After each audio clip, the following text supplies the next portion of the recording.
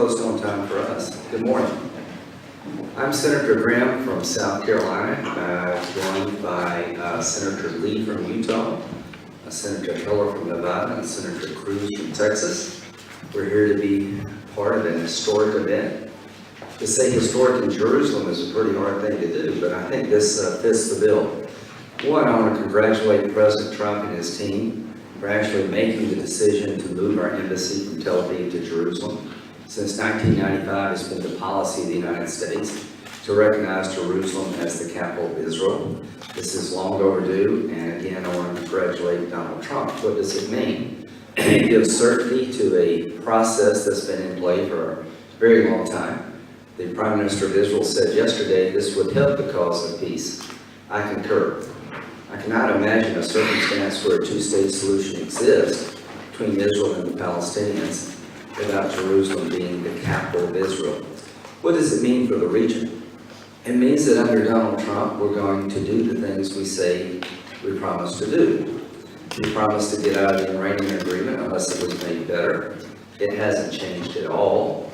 As a matter of fact, since the agreement was enacted, everything on the Iranian part has gotten worse. They've taken the money to dismember the Mideast, build up their military component. They've captured American sailors on the high seas and humiliated them. They have test-fired missiles in violation of UN resolutions. Everything that was assumed about the deal has failed to come about. Those who entered into the deal had the best of intentions, but a lot of time, good intentions are what paves the way to war, not peace. So to misunderstand the Iranian regime is what occurred in the past under the Obama administration. The idea that if we relieved sanctions and gave them money and treated them better, they would be a better neighbor and a better partner to the family of nations has failed to materialize. They've become an absolute nightmare for the Arabs in the state of Israel and eventually the United States. What does it mean to North Korea? It means that when Donald Trump says something, he means it.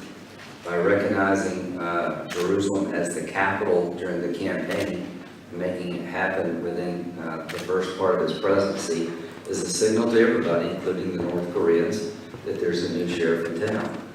What does it mean when he pulls out a bad nuclear agreement? That he's not going to enter into one that's bad. What does it mean when President Trump changes the rules of engagement regarding fighting ISIS? It means there's a new sheriff in town. I say without equivocation that this is a strong, bold move by the people of the United States, not just President Trump. As to the Palestinian community, I recognize Jerusalem as the capital of Israel without animosity. I support the two-state solution. The two-state solution, as envisioned for over a decade now, is a secure Israel, the one and only Jewish state, coexisting with a Palestinian state, where the Palestinian people can live with dignity. The Jewish nature of the state of Israel is an underpinning of the concept of the two-state solution. That means that the Palestinian community is entitled to its own state. The problem that I see in terms of a peace agreement is a divided Palestinian community. One part of the Palestinian community is governed by Hamas in Gaza.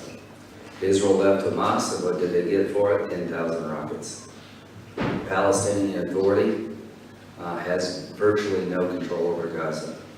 Until the Palestinians can organize themselves under a single banner that recognizes the right of Israel to exist and will pursue peace, that will be the beginning of the peace process. We're not there yet.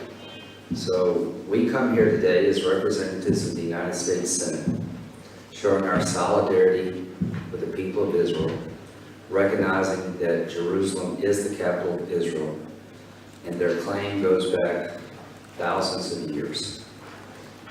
If you have your problem with Jerusalem being the capital of Israel, I tell people in South Carolina somewhat jokingly, take it up with God, because that's where this all began.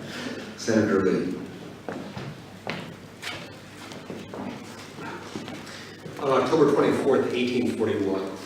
An ancestor of my wife's, a man named Orson Hyde, an early official of the Church of Jesus Christ of Latter-day Saints, to which I belong, visited the Holy Land. He came to Jerusalem, and he climbed on top of the Mount of Olives, not too far from here, and said a prayer, channeling his inner Isaiah.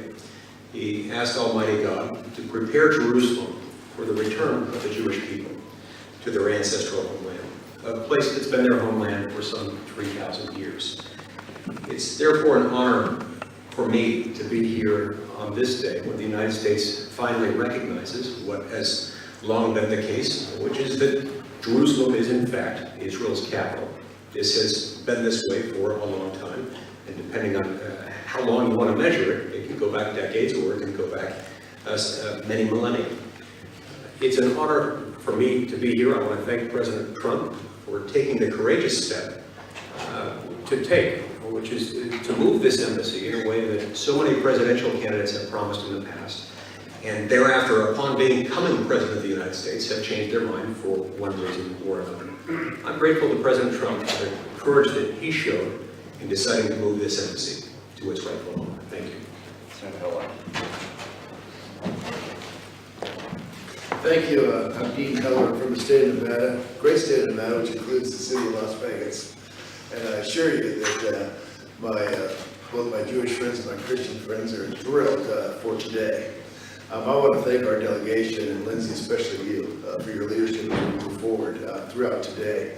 Yesterday was Jerusalem Day, big day for everybody here in the state, and I'm hoping that the combination of Jerusalem Day with today will be one great celebration in the future, and I anticipate that will be the case. I will reiterate that except for President Trump, who will be here today, and for his leadership and his promises made and his promises kept during the last campaign, that brings us where we are today. Senator Cruz and I have been pushing the Jerusalem Embassy and Recognition Act for the last 5 to 7 years together, and we have really worked together as a team, and I know the rest of the delegation agrees with what we were trying to achieve. But in 1995, we made it the law of the land in Nevada that Jerusalem is the rightful capital for Israel, and today keeps that promise. So I'm thrilled to be here, thrilled to have been part of this process. Again, I want to thank the Israeli people for their warm welcome, for the Prime Minister and for the President for doing what he did. Ted. Good morning. We are today witnessing history. Yesterday, we celebrated Jerusalem Day, 51st anniversary of the reunification of Jerusalem. Today, we recognize the 70th anniversary of the creation of the modern state of Israel, a restoration of a nation and a people that had existed for 3 millennia.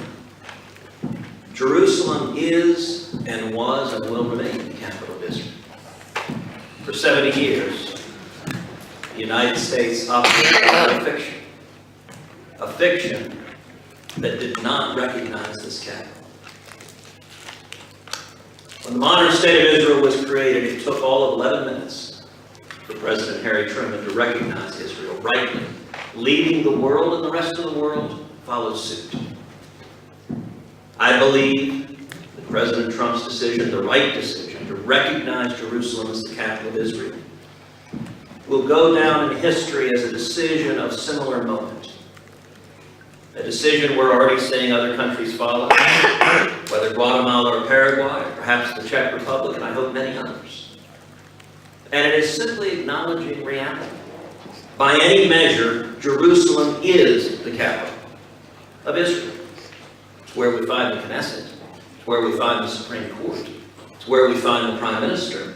It's where we find the holiest sites of Judaism. And it's where in the city of David we find archaeological remains demonstrating for 3 millennia the Jews have lived and worshipped here in Jerusalem. And I look forward to that continuing for many, many millennia